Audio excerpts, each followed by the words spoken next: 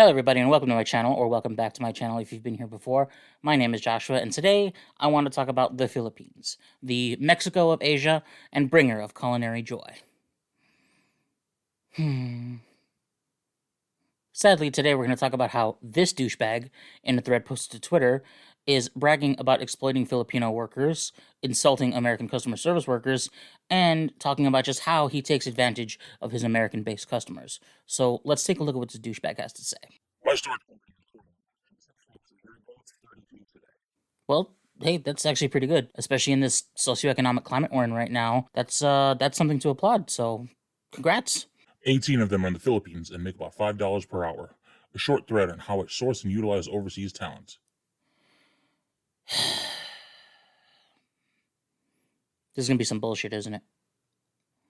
All right, let's keep going. If the job can be done remotely, it can most likely be done more efficiently and with a better attitude and pH than it can in the States. He throws out better attitude, and I already know he's full of shit. Have you seen what retail, food service, and general customer service workers have had to put up with the last couple years? Most of the people working these jobs have infinite patience. This asshole is most likely the kind of business owner that believes the customer has the right to treat the employees any way they want, including verbally abusing them. And that's the harsh truth in today's employment environment. Grateful, very competent, very good English. Ding, ding, ding, ding, ding. There it is, right at the top of the bullet points. Grateful. He doesn't care about the employment opportunities he's providing. He just wants to seem like some entrepreneurial god sent to save the people. It's a little condescending. They answer phones, rent units, underwrite, do competition analysis, direct customers around our properties, handle collections, and more. Hey, maybe it's just me, but that sounds like a hell of a lot that you're asking from these people. I hope their compensation matches what you're asking from them. We use Loom videos to train, and we've been blown away by just how much they can do with some experience and practice. The way he speaks about his Filipino workers is disturbingly dehumanizing. Like he's surprised that they can pick up on his oh-so-complicated business method. He comes off sounding a lot like this. You've got to remember that these are just simple farmers. These are people of the land. The common clay of the New West. You know. Morons. The next tweet is him promoting the service he uses to find these people with a link. Like someone who might get a kickback off of people using this link to get more information. But I'm not going to post that here because fuck him and fuck them too. So these incredibly tone-deaf tweets, of course, are getting backlash. So let's see how this employment messiah is handling it.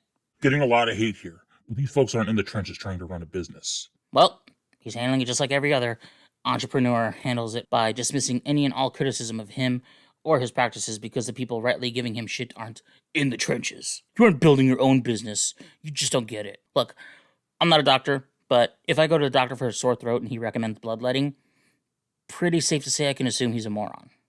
It's not benefits and unemployment. It's a shortage. There are way more jobs than people in America. The broad generalities made in this sentence is just a way for him to justify moving his jobs overseas. The surplus of jobs versus workers is much more complex than he's letting on. Not to mention the loss of nearly 1 million people, a good chunk of whom would be in that workforce to, the thing that's been going on the last 3 years. It's a good thing.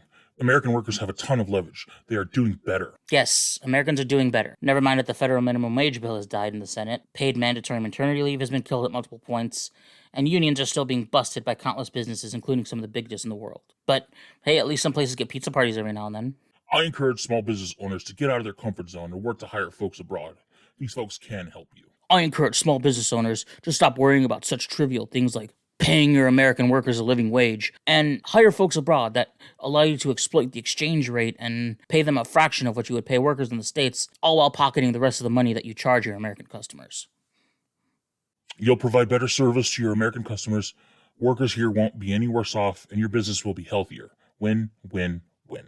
Okay, look, I've worked in multiple call centers for multiple companies, and if some customers detected even a hint of a non-American accent, they would immediately become rude to the call center. And yes, workers here won't be any worse off because they won't have to deal with working for a heartless capitalist asshole like you. It's a scarcity mindset if you really think hiring abroad hurts Americans. Remote work is only going to increase here too. Yes, because being upset that you're unwilling to hire and pay American workers a living wage so you outsource it is a scarcity mindset. Dick. We have a lot of fully remote employees here in the States, and we'll continue to hire more. The amount of work to do is going through the roof. Something tells me this will continue to hire more is bullshit. Because why would he? Is there a legal issue with what he's doing? Technically, no. Is there a moral problem with it? Definitely. He's shown that all he cares about is the bottom line and his money.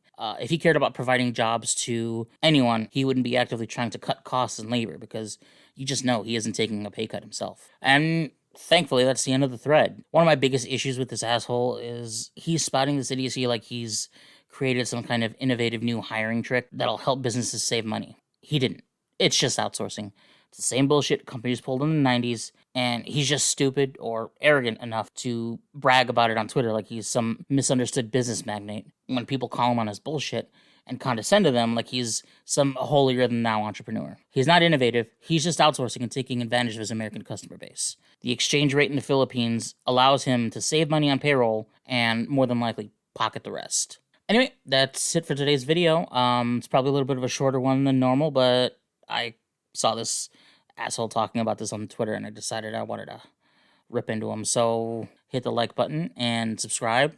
Leave me a comment down below if you have any questions, concerns, or anything you may want me to talk about. I do read all of them. If you like what I do here, please hit the subscribe button and hit the notification bell so that you'll be alerted every time my beautiful face is ready to grace your screen with another video. If you want to follow my social medias, they'll be listed in the description box below. Also, I don't have a Patreon yet, but I am looking into it. Might start soon. If you'd like to donate to me or the channel, you can always buy me a coffee. That link is in the description box below as well. Outside of that, have a good one, and I'll see you in the next video. Bye-bye.